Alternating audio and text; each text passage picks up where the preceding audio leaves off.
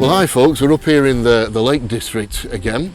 I'm Neil McDonald from Megalithic Tours, and this is Thomas Sheridan from Sheridan Arts.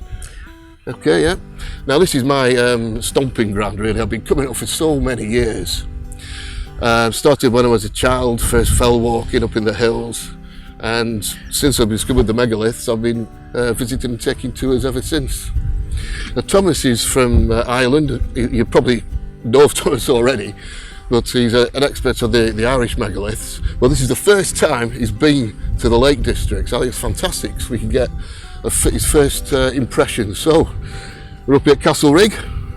What do you think, Thomas? I'm just completely blown away by what I'm seeing. It's, again, with all the best megaliths in the world, there's this sense of theatre. It's not just the stones themselves, it's the landscape. Yeah. It's the ambience, the vibe, the atmospheric lighting, the whole lot. It's all here. It's spectacular. I don't think I've seen a megalith anywhere in the world that's as well and beautifully sited as this one.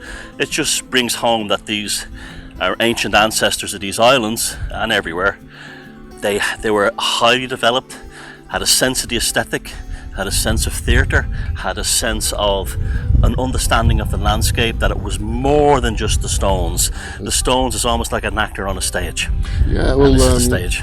Julian Coates said that it's a natural amphitheatre of mountains, and I agree with you, because the stone circle itself is just the centrepiece, and this whole area, I think, is you could say, is part of the whole site.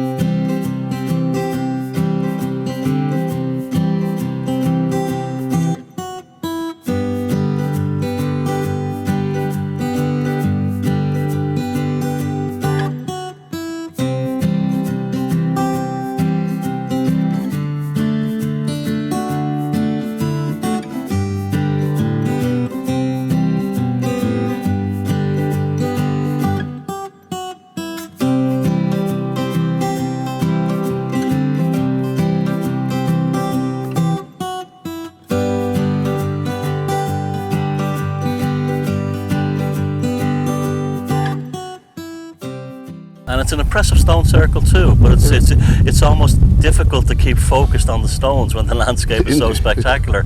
I could only imagine what it was like 5,000, 6,000 years ago on a starry night here, and you would have the constellations blacked out, masked almost by the mountains surrounding it, and there would have been individual peaks and furrows and veils that they would have actually waited for certain stars to come through. They all would have had a significance. Yeah, and you have that. You definitely have that here.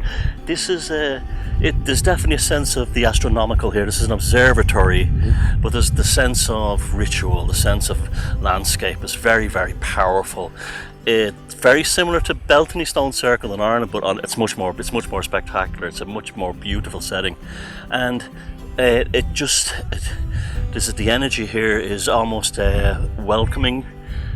A lot of it has to do with the landscape as well, but it's also the stone circle itself has this energy. It's almost relaxing. There's almost a sense of healing to it. So maybe this could have been like a spa or something as well. You know, I believe many of these things were multitasked anyway.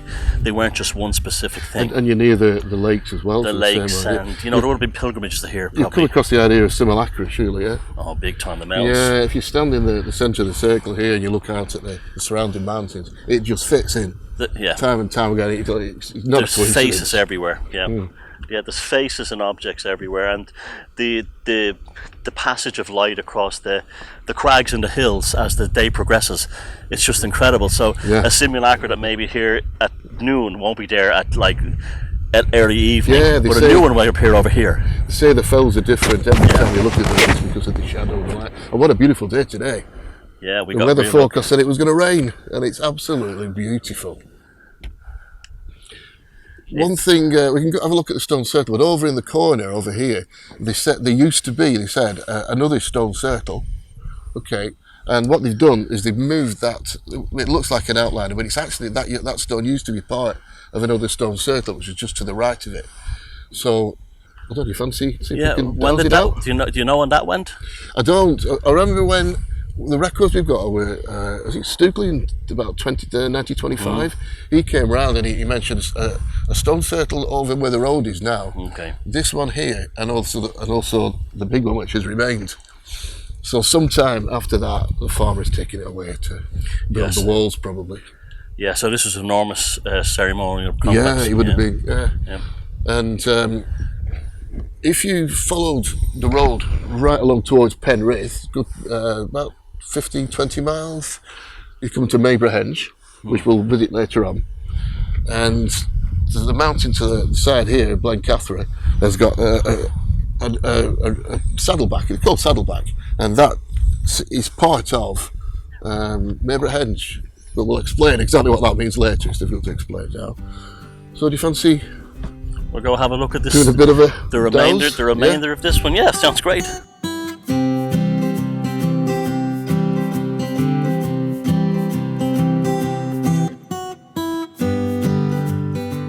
So we've moved over now to this outstanding stone, which isn't really an outlier. It was actually part of a stone circle, which had totally disappeared. Now I think we're going to try and dowse it out. So Thomas is going to try and find the edge of the circle, and I'm going to stick my vampire stakes where it crosses. So which way I walk forward? If you walk back a little bit, Okay. and then walk forward until it crosses. Okay, that was a very strong reading. Right, so we're saying that that is part. So we can come a bit further up, and then try and find the next little bit. So, okay. Right, now turn in to where the circle is. Okay. Walk in again. Yeah. Big time. Even stronger reading than your first one. Okay, and then we just kind of do it, say, here. Okay. So I walk towards you. Yeah, just and start again there and walk in. Okay, turn around. Nothing yet, turn around. Yeah, because we want to now find the edge which we think is coming round here. Okay, so I'm walking back where I came. You see, I just shown off now. One stick with you. I didn't get that. Technique.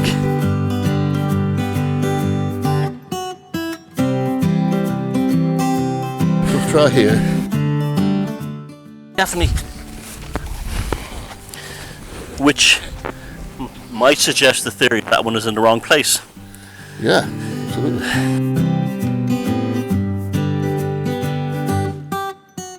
Did Stukely give a drawing of the size of the dimensions of the circle? I don't think he did, you know, thinking of it. But then I would say that is a small circle, isn't it? Yeah. So then the idea is to try and find where the stone post holes are.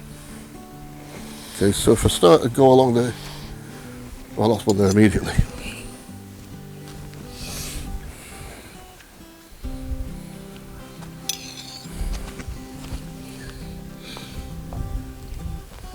We're not going to have enough sticky things, because that's quite close, isn't it? Very close.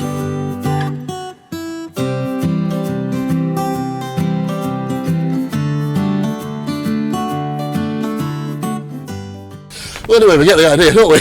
Yeah. So these were the actual stones were, and that would have carried on in a circle all the way around. And of course, the outlier, this would have been one of the stones of the circle, the only one we've got left. In terms of the cardinal points, where are we from the main circle? Okay, so if that's the portal entrance, which is due north, So we're heading south. this would be south that way, Yeah. north, south, west, west, southwest, west, southwest. Southwest, So you think that was an appropriate position for the? Yeah. It's the most severe depression along that range of mountains, and it's directly in alignment with the main circle and this, what's left of this circle. So you see this over and over again. There's also not only a cosmic and astrological alignments, but there's also environmental alignments. Depressions, peaks, mountains, this kind of thing. Now this seems like a very strong one to me, that this, if there was that the astrological focus would be more to where there's less mountains, where the environmental focus will be here. And if you look into the distance, you can film it later, there's a very severe depression in direct alignment, veil cutting, you see it?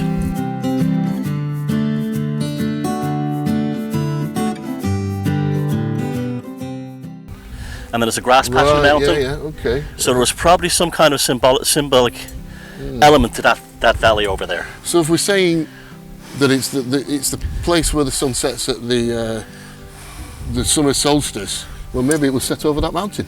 Yeah. And that'll be exactly that. Yeah. Then. Yeah. Oh, that's fantastic. And the whole entire landscape from that mountain to here would have been considered almost like a sacred path. Yeah. Like a Camino. Oh, that's interesting. So if that was, I wonder if it curved round. You know, we get lots of paths that will have a leak in them, because the entrance is to the north, and that kind of leads through the mountains there.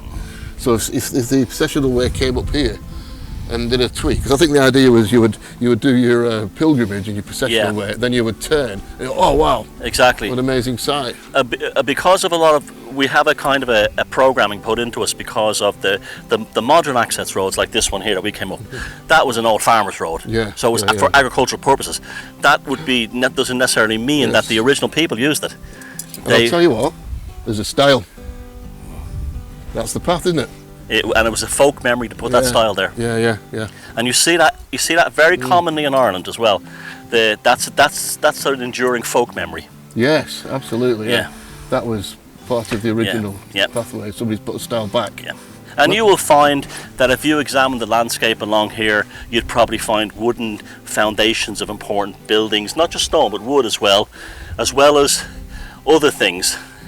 And I would suggest that the actual path of the ritual path would have been this course here. Yeah, that makes a lot of sense. It really does. Right into the circle. Yeah.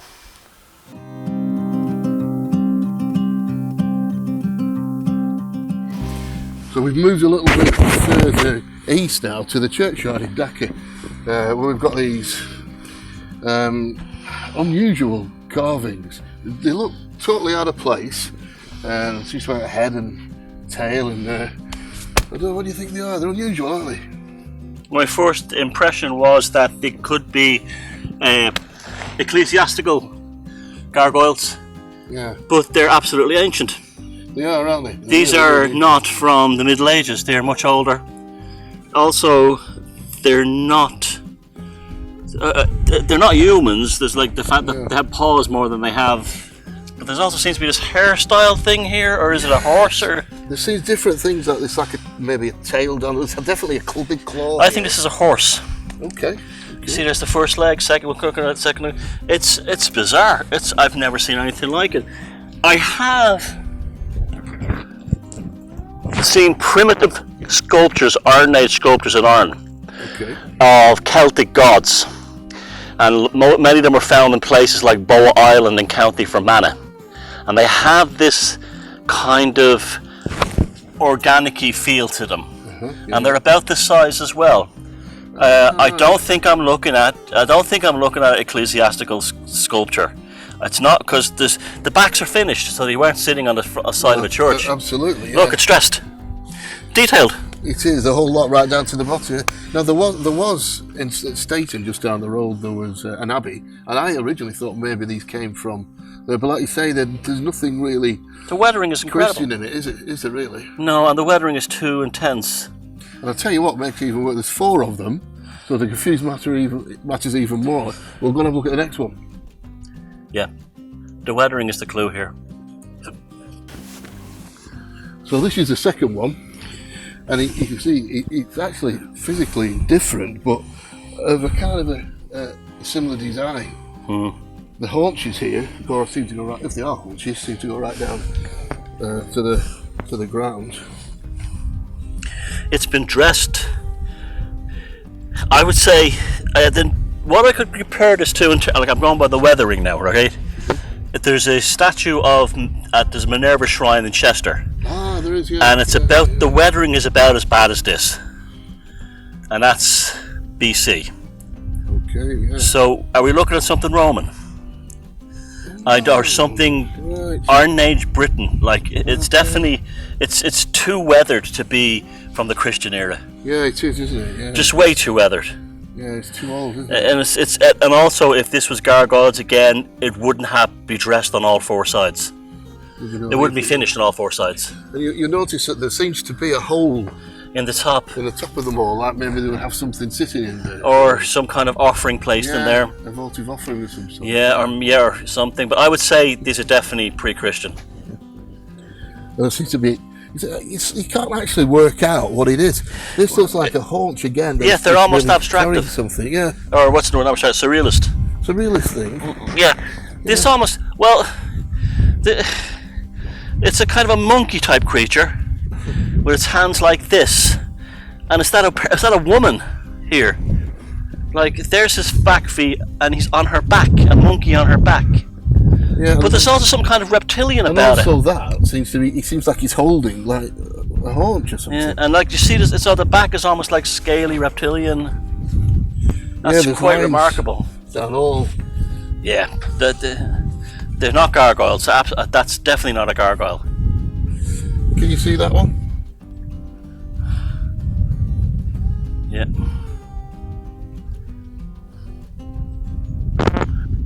Just about. That's what I call it. It's very similar to the Iron Age pagan statues, right? So from both Ireland and Ireland. So we're more or less saying the same sort of thing. Again, we've got the hole in the top. Yeah. This is a pretty distinct face. This is the best defined of all of them. It's almost got a shield and a gig feel about it. Yes, it has, definitely, yeah. I was actually, that went through my mind when you were speaking earlier. So. And again, the back is finished, so it wasn't a gargoyle. Do you think his shield and the gigs were pre-Christian? I think they crossed over. Right, okay. But I think the early Christians adopted a lot of pagan stuff, like the Green Man. Of course. Herne the Hunter, was Pan basically. Yeah. And I think the same sort of idea. Yeah, I would say these are almost certainly pre-Christian. I'd be surprised if they weren't, just by the weathering alone. You're looking at weathering this for at least 2,000 years. Well before. Fascinating things, though. They are. I've never, other than those primitive sculptures in Ireland, from Bow Island, I've never seen anything like this on these islands like this. Okay. Well, I bring so many people here to see it, and they never can really. Nobody has come up with an idea of what they could be. But that makes sense. That would be my guess. Iron Age, Iron Age Celtic gods of some kind, or anamorphic, nature gods. Yeah. That was a nice little interlude, so on to Henge.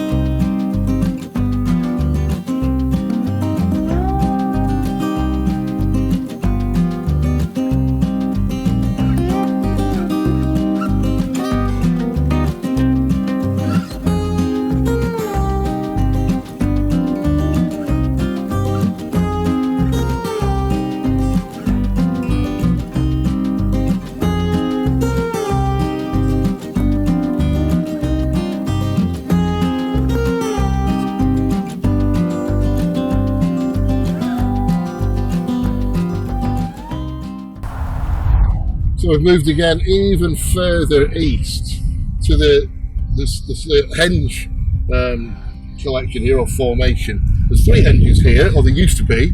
Now there's 2. This is Henge and King Arthur's Round Table, and a 3rd henge, which is hidden now. But I think I know where it is. I think you can find it. But it was originally drawn by Stukely, I think, back in 1925. Is that right? Something like that. Anyway, so the henge here, a one-off. These embankments, all full of stones from the river Eamont, which is just down the road. I think it's the only henge I know that is totally enclosed, and you can't get out the other side because there's no other henge exit point. Yeah, but if you look right over in the distance, it's a bit hazy there. You can see As I mentioned before, you can see Blake Catherine, and the saddleback of Blake Catherine, which is directly opposite, and that leads you across to Castlerigg. So, what do you think? Is this the sort of thing have you seen anything like this before? Well, very much the sacred landscape thing again. Yeah. The continuity along an alignment across a specific landscape that had a. I'm quite surprised actually this is Neolithic, because these are quite common. These similar structures are quite common in Ireland, and they tend to be Bronze Age for the most part. Right. And that's really the thing with the opening entrance into one side. That's also unusual. You're right. You normally have two. Yeah, and they used to have like 4 stones here. Yeah. Okay, like in a square. And at King Arthur's Round Table down the road there were 2, and I reckon that was probably a processional way. A ceremonial entrance. Between the 2. Very similar to the have in Tara. There's a processional way between what you call Henges, we call rats. Rats Irish were being fought. And yes, this is, and also see quite a lot of stones are also exposed still. They didn't build it. They didn't build it with soil. They used stones. They literally just got millions of these huge round curbstones, piled them up in a bank that just surrounded it. There used to be 4 more stones again in the centre. There's only 1 left now, and they used to be like a diamond shape. Should we walk over to have a look at the? Sure. Yeah.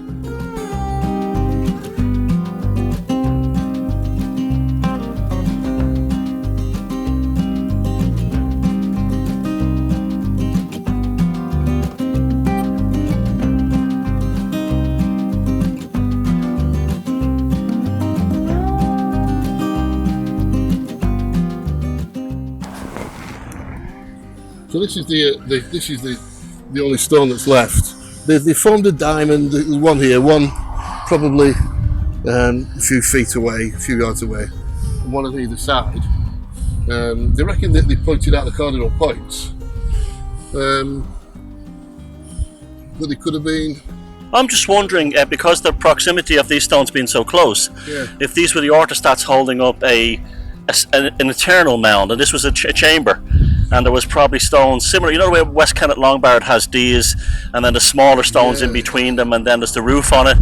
I'm just wondering if there was a well, we're looking at stones everywhere here. Absolutely. If this was actually could have been the orthostats of a secondary internal mound. I mean, you're looking at the Henge itself, and it's pretty unique in Henge forms. Yeah. It is a different type of thing, so that's a possibility. Well, you said that there was, if this was a diamond shape, so the 2 stones would have been on the left and right just here, and they would have led to a processional way to the opening there, where you said there was also 2 upright stones at one time. So it could have gone straight through to the. So this could have been the inner sanctum. Yeah, I would reckon. Yeah, I reckon this. If it wasn't that, it may well have been a chamber. It could well have been. Yeah. Or a place that. Yeah. Yeah. But there was the significance was clearly the stone, as it's the centre stage. It is, isn't it? It stands yeah, it's out, quite impressive. When I originally thought, like, if you've got a diamond shape, you could. I mean, this is just being fanciful, but if you follow the shadows, you can. It can make. If you know what you're looking at, you can form some sort of a clock. But that's just something I made up myself. For.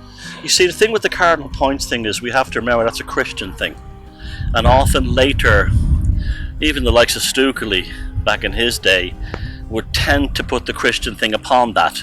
Well, he was an antiquarian. There was the whole, and also there was sensibilities and sensitivities involved. But it may well have been. But the fact that it faces due east is significant anyway. The rising sun, no matter what, will appear at some point in the year down there. Yeah, and I think I can't remember. There's some point when, if you stand in the portal there, you can see the sunset over the top of Blake Catherine, which making it hard. With that being over to the west, it would probably be the equinox, wouldn't it? Yeah, probably. There's a similar structure just outside Belfast called the Giant's Ring, and in the middle is what they call a dolmen, but it's actually the central chamber. What's left of the central chamber and a substantial dolmen too, of what was a secondary mound inside the main henge, as you we call them a rath. And that's what makes me think there's a possibility that this could have been that. look at him. Nobody's ever said that before. Yeah, it's you know that's it was the what gives it away is how the close proximity of the four other standing stones. That's very unusual. Yeah, because you'd never actually see that shape anywhere else. Especially if they're tall. Yeah. You know, because they would have been blocked if they were all of this size. They would have just looked like a pile of stone together. There would have been no aesthetic negative spaces. You'll find that when all megalithic sites stone circled, the negative spaces are as important as the actual stones. What's between the stones? Well, here in close proximity, walking down there, all you'd see was like a small mountain. So you'd see. So I would not be surprised if this would have been a substantial internal chamber at one time. Very fascinating. Yeah. That really is fascinating. Yeah, because that's what's good about getting somebody to see something for the first time, because you haven't got preconceived ideas. Yes. And the thing about Stupely as well, the whole timing thing. You know, with the early antiquarians and church people, the earth was said to be 6,000 years old. Yeah, so you couldn't make anything older than that, could you? Well, that's why they thought they were Druids' altars and stuff, because they couldn't conceive that they believed that the Anna Lucius, which was a date set by an Irish Anglican bishop by the name of Usher, that the year that began on a Tuesday evening in 6004 BC or something. Tuesdays can be quite low, can't you? It's so strange, yeah. And they would have brought that into it, but yeah, I definitely think that would be I'm not saying it is, but to me that would definitely be a line of investigation if this was an internal chamber. Oh, thanks for that. That's fantastic. No, we never thought of it. So we'll have a look at King Arthur's Round Table, which would have been the other end of the avenue, and see what you think of that. Yeah.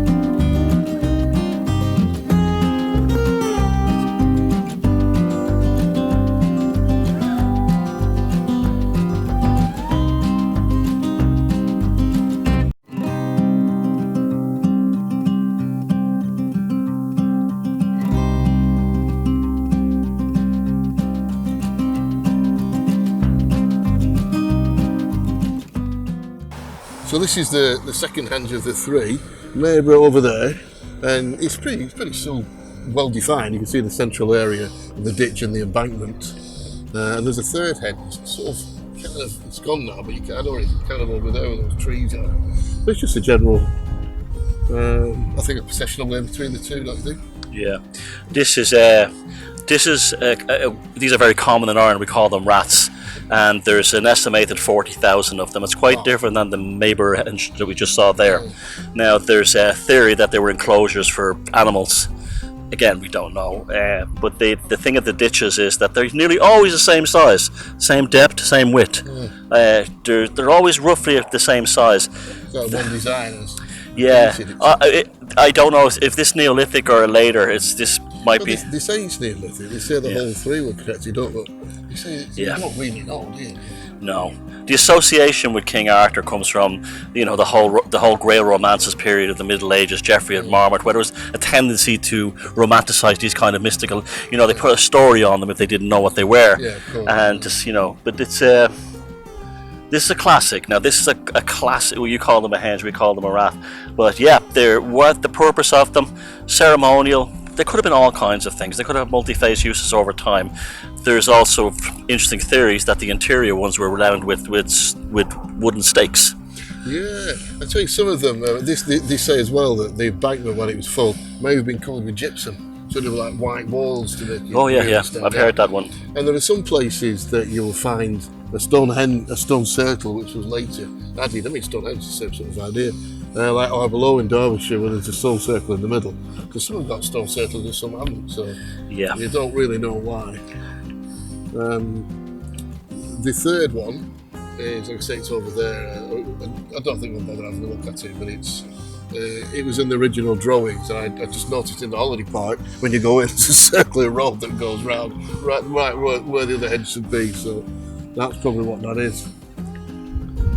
So the next place is Long Meg. Now that you'll like. I'm sure I will. Let's promise do you. it. Let's do it. Let's do this thing.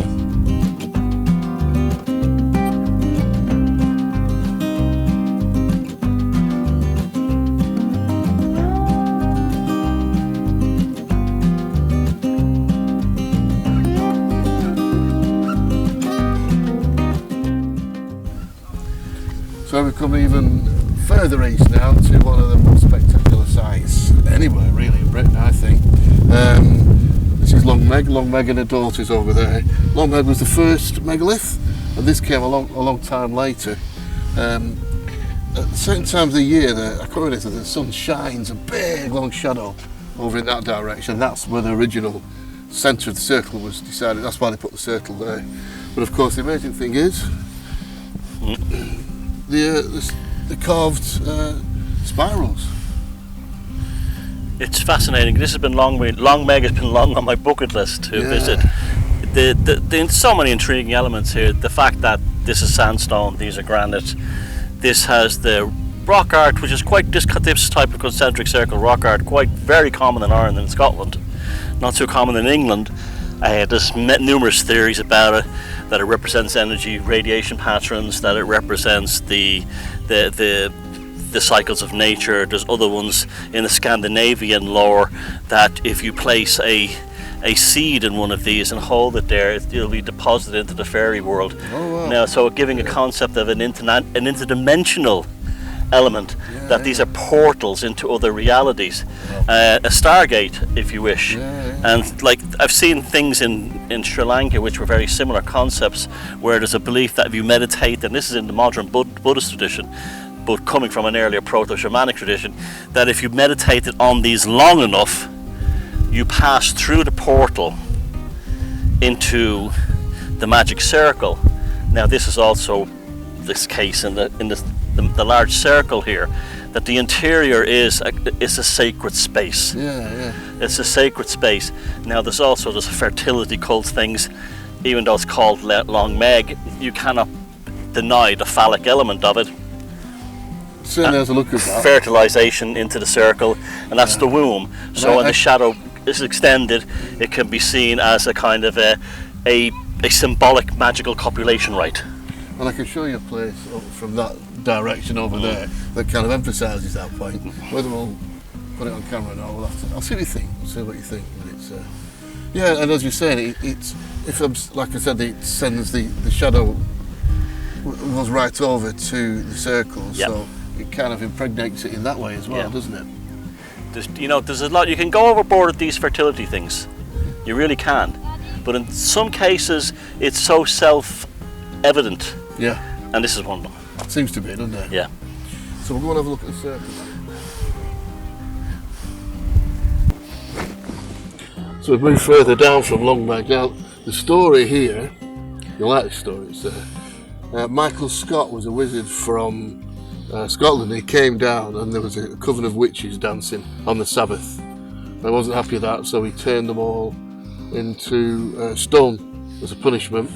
So if you go around and count them and get the same number 3 times, they turn back into the witches having a party. Now the thing is, I can tell it doesn't work, because when you have a really lonely bit of a bad weekend, I've been down here trying just to, because I like the odd party. It doesn't work though. There's a similar story, isn't there, at the Stanton Drew, that there a wedding party that performed the wedding when they shouldn't have and were turned to stone. Yeah, and they call that the weddings. I'm pretty sure that well, I'm not pretty sure, but it seems like that tradition probably did carry on down through the millennia. I mean, this could have been a place where people danced. Yeah. The Cromlech das Almendras in Evora in Portugal, there's a belief that the stones are the Juras Mondrantadas, who were enchantresses who returned to stone as well. Same thing, isn't it? So it's the same story that sort of carries on through all the it's an archetype. It is, isn't it? Yeah. But it could be an archetype that is in some ways starts from a true beginning. Yep. You know.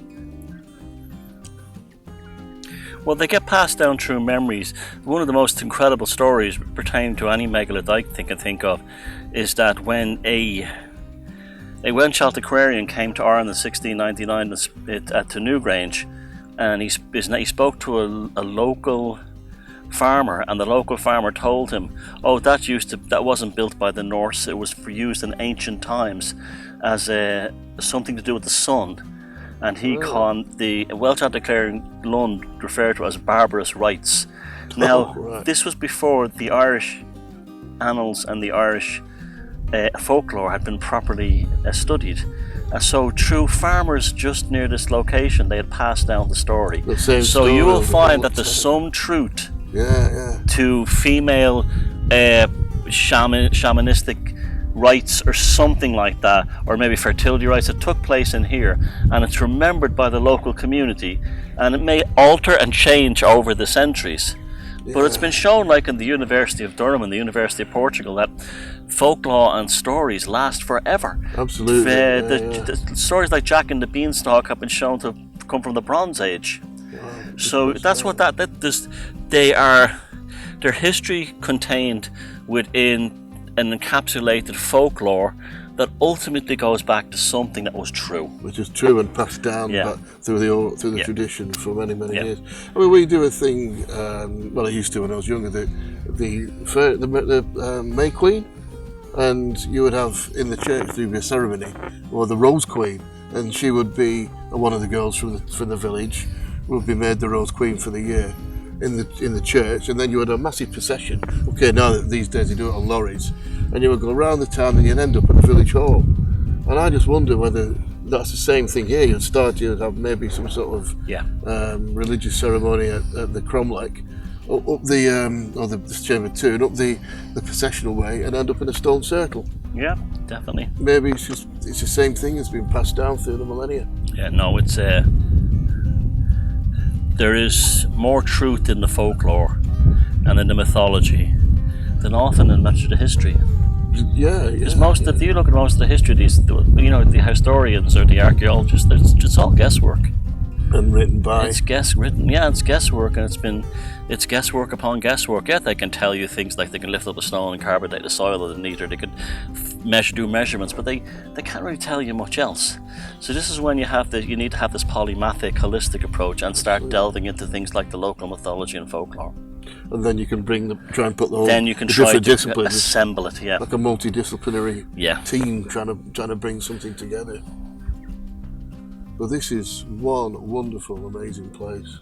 Yeah, this is, like I said, a lifetime dream, and here I am, and it's definitely lived up to all the hype. Lived up to it, yeah. And this beautiful summer's evening, you couldn't ask for more. Yeah, absolutely fantastic.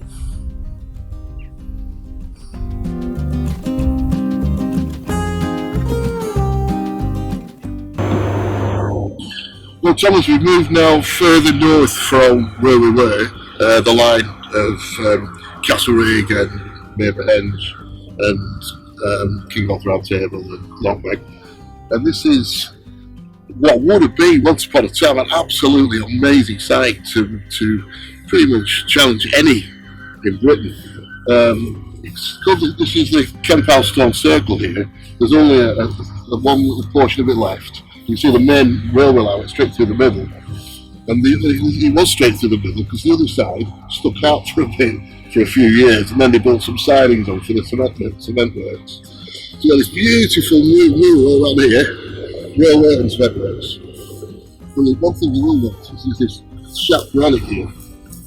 It's a beautiful piece of big stone. Yeah, this is the same stone that's used in the King's Chamber in the Great Pyramid. Yeah, got the same stuff. And you get this in Aswan as well.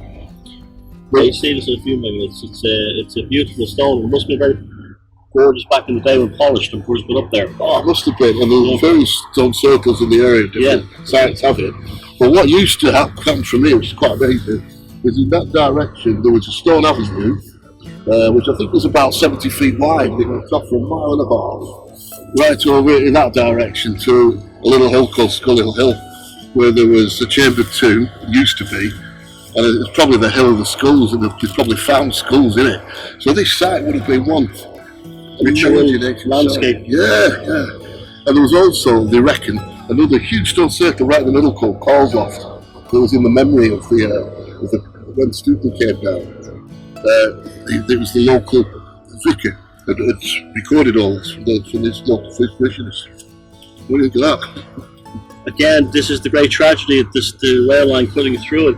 If you look at the Royal Geographic Survey of Britain and Ireland, which I think took place between 1810, 1823, where they literally mapped every inch of the two islands, there are numerous what they call cromlechs, stone druids' temples are called, all over the place that don't exist. There was one very prominent one on the Dublin-Cork main railway line in the Curragh in Newbridge. That's gone completely.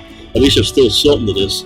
There was also, I believe, a very large one in County Louth that was taken out by the Dublin-Belfast main line. Right. But it's also a cultural thing too, because in Ireland and with folklore, this would be considered very, very bad luck. That you'd be asking for a train crash here, because these association between these sites and the She or the fairies. And so, like, you know, the cultural thing in Ireland and rural Ireland was to never tamper with these.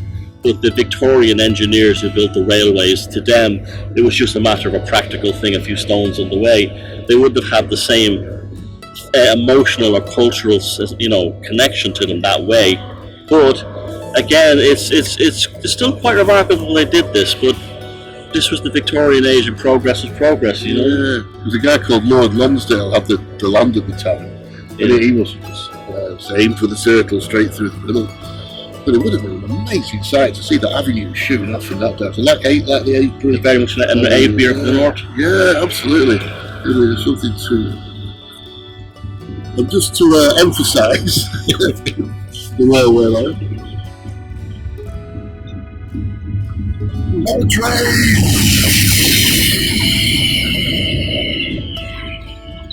That's the only Virgin sacrifice on that left.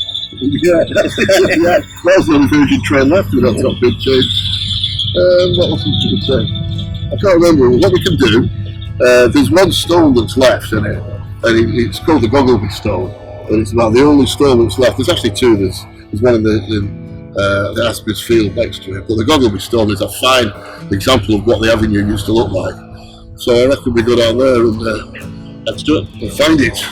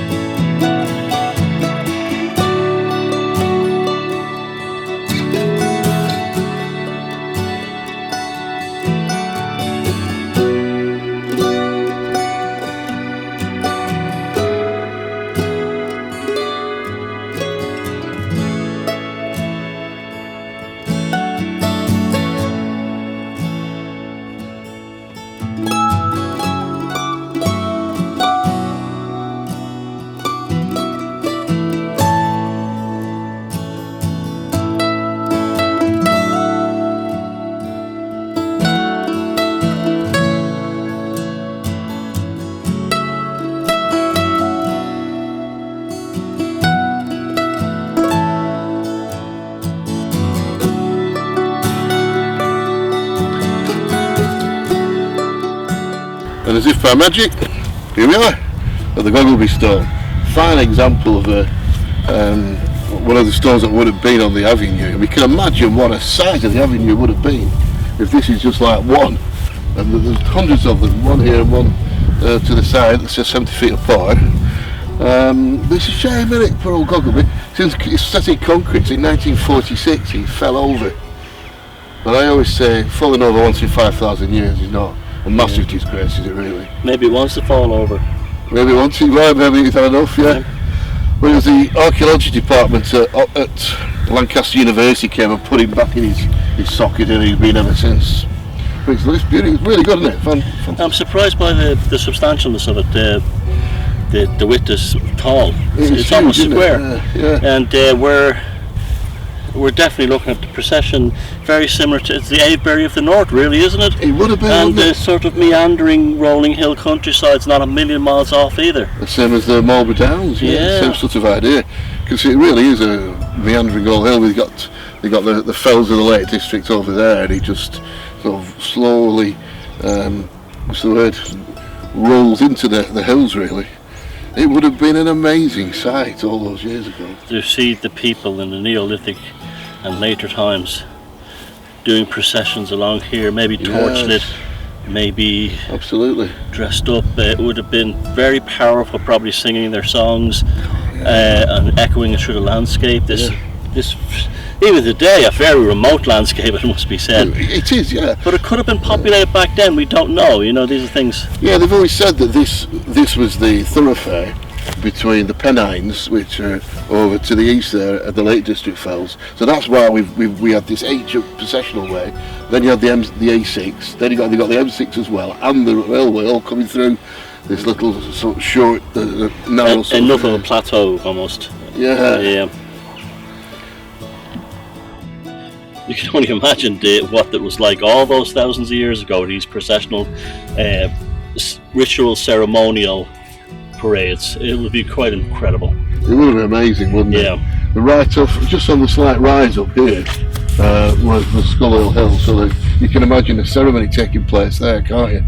And the torchlight processions wandering past this direction.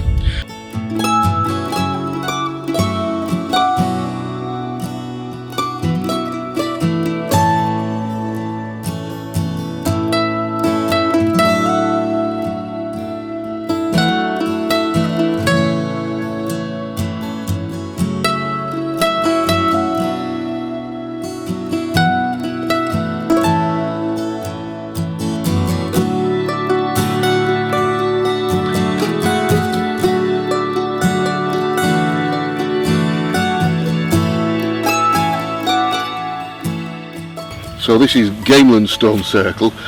It's one of the 4 big stone circles of the Lake District. I like to think of one on each corner. So we've been to Long Meg, so that's the northeast. Castlerigg's northwest. Swinside is the south west, and this represents the southeast, so one on each corner. The stones were still standing in the late 1980s, but that's when they were pulled over. A few were removed and a couple moved. There used to be a bank round it as well, but so it would have looked a bit like Arbor, I would say, and in the same way as but the stones have been knocked over here. But it sits here under Knott Hill. I'm quite surprised that it was the 1980s that it was knocked over. Usually most of these, these vandalism things, or whatever we're going to call them, happened 100 years ago.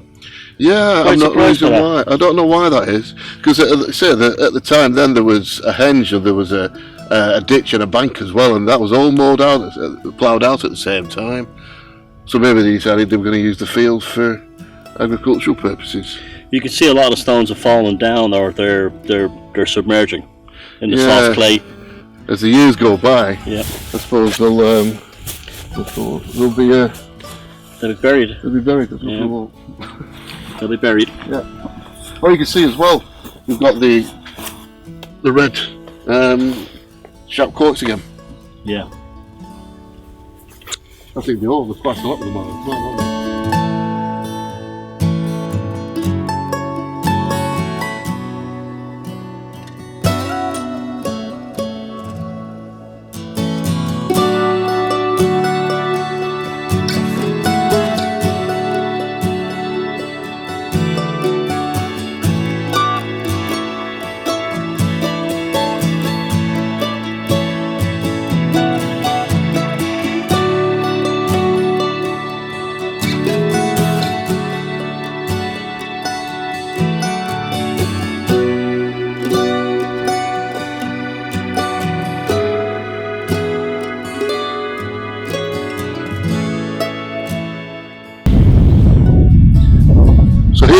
Pendragon Castle, which is kind of a continuation from King Arthur's Round Table a couple of days ago. So we're following the tradition of King Arthur. How real it is up to your own imagination, but here with an original Mott and Bailey castle and later 12th century castle built on it. There must be lots and lots of memories in this old place. In your own recent documentary, Thomas, you mentioned psychometry of stones. Yeah. Take us through that a little bit if you don't mind. Well, it's very much a pseudoscience, but it's one that's absolutely fascinating, and it sort of resonates well with people who study megaliths. Yeah. When you go to a megalithic site, you have this feeling, there's something more to this than just a bunch of stones. There's something real, there's a heritage, a resonance, a story here that's deeper than just stones in a circle or stones in a field. Well, psychometry was a pseudoscience, but a very interesting one, on the belief that, quite literally, the old phrase, if walls could speak, the stories they could tell. Well, the belief was that stones contained the psychometric resonance of the emotional intensity that took place among them. So, for instance, if someone fell in love here, it would be held within the stone. The emotional resonance. Like in the quantum level, these days we'd use that expression. If someone was murdered here, executed or tortured, it was held within the stones. Now, it's not completely inconceivable, because there was an Irish-American researcher, author, very famous engineer called Philip S. Callahan, who wrote a book on the magnetic life of agriculture, and he spoke about a thing called diamagnetic energy, where stones contain some contain, like quartz, have electromagnetic energy, others have diamagnetic energy, and within them they're capable of recording almost like a tape recorder. Right. And they can hold memories, hold information. They're almost, and the belief was that these stones actually had a recording type ability, and this was carried on by the psychometrists, who really took this to the extreme. And they believed that certain people had the ability to quite literally put their hand on a stone and read the information, almost like a human tape recorder, human television set, as they used to call these people back in the day. It's not, now when you think about quartz, like the quartz, the first ever radio transmitters, the quartz that was used and was taken from the stones of Stonehenge. There's this ancient connection between quartz in the megaliths, quartz in the castles, the abbeys, and quartz in technology. So we're not a million miles away from inconceivability here. Another aspect of this too is the concept that when you go to a megalithic site, you feel these energies. There quite literally could be stored energy from rituals performed there thousands of years ago, particularly in sites that have strong quartz seams, which is common everywhere. And so therefore, that's what psychometry is, the ability to have a power, or using your subconscious mind to read these stones, almost like playing back a tape recorder. Right, yeah.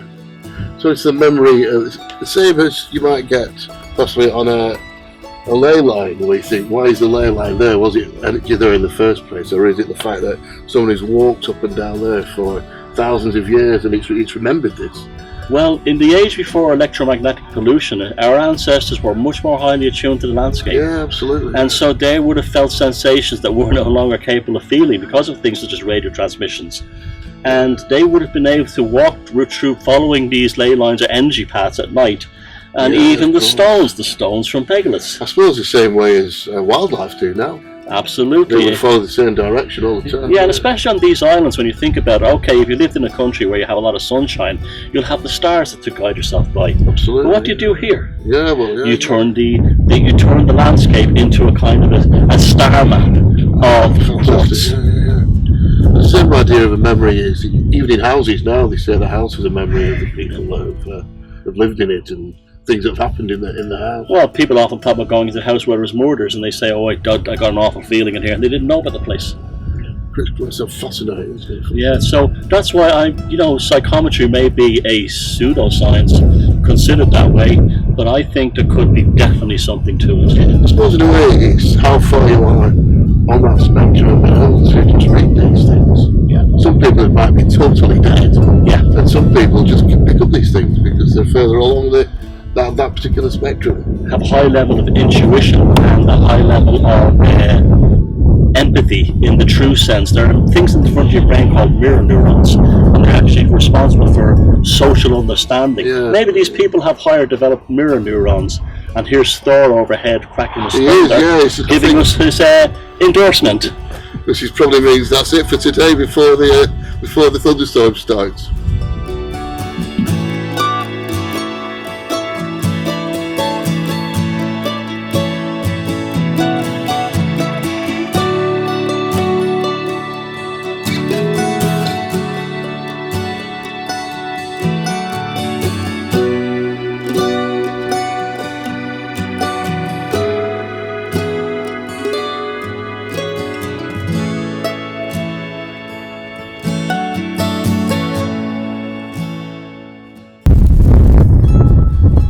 Well, this certainly is one of the most impressive stone circles I've seen in Britain or Ireland. Definitely ticks all the boxes, the landscape, the energy, the vibe, the whole feeling, just the fact that so many remain, the geometry is beautiful. Really quite impressed by this place. It's definitely saturated with all the right kind of energies that these places should have, and here you are coming up, came up a bit of an old hike to get here, but I tell you, it was worth every step when you get here. It's definitely worth every step. And this is definitely my favourite stone circle anywhere in Britain and Ireland. It is fantastic, so complete, and various little features that you can see, like the north marker here, which settles on the hill between two notches over there to show due north. It's an absolutely beautiful place, and we reckon that I've seen people throw dowels in, and they can find all sorts of spirals going into the centre. Like the rollright stones, which was scientifically quantified in 1982 by the New Scientist magazine, and the stones behave like a relay from stone to stone. They circle and circle and literally disappear into another reality in the middle. Excellent. You've heard the theory that the stones are male and female, so you would have like a sine wave, like a battery sort of going round all the way. It had a cycles. A sine wave right around the edge of the circle, and then spiraling into the middle.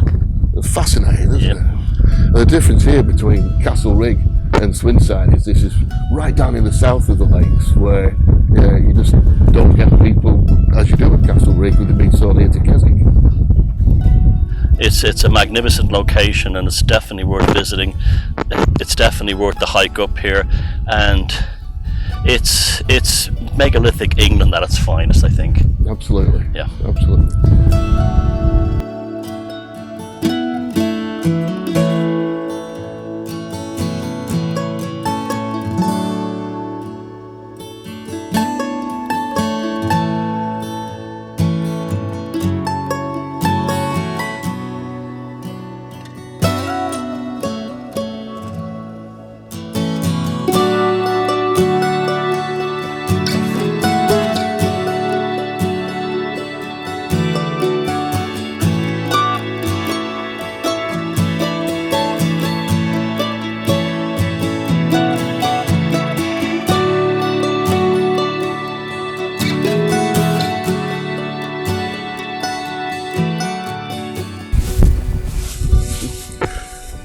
So these two fine chaps are the Giant's Grave. Not much known about them, really. They seem to be maybe a directional feature along the coast and through the valley. And they also look a little bit like the Ring of Brodgar. Yeah. You know, the stones on Orkney that... the sheer ones. Yeah. Well, you've got any ideas? Well, those types are usually associated with lunar astrology as well, lunar alignments. We do find these odd holes everywhere that define explanation. There's no other evidence of any other stones here, no? Nothing else. The only thing I'm thinking is that because there's a gate right there, maybe it was an old trackway. Yeah, you see, one thing we seem to forget is that they also would have worked in wood. There may well have been a wooden a temple or something here. We know at the recent discoveries at Navan Fort in Ireland that they've discovered vast wooden temples that are buried. There's one at Tara as well, and these, because they're organic material, rotted away. And often the stones, and you see it at Croghan in Ireland, Cruachan, there's often standing stones on their own, but the geophys shows enormous wooden structures behind them. Well, you've got that sort of thing in down in Woodhenge. Yep. And also near there's a sanctuary circle, that was wood posts and stone, wasn't it? And near us, not too far from where I am, there's an old wooden henge, and called the Bleasdale Circle, so they did have them in the north as well, so it's possible there was more that's disappeared.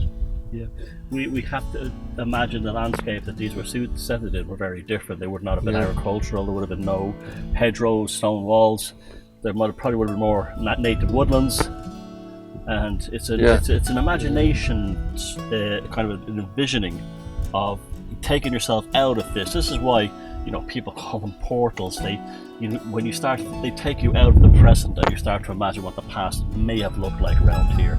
A hedgerow wouldn't be there, a field wouldn't be there, it could have been a forest.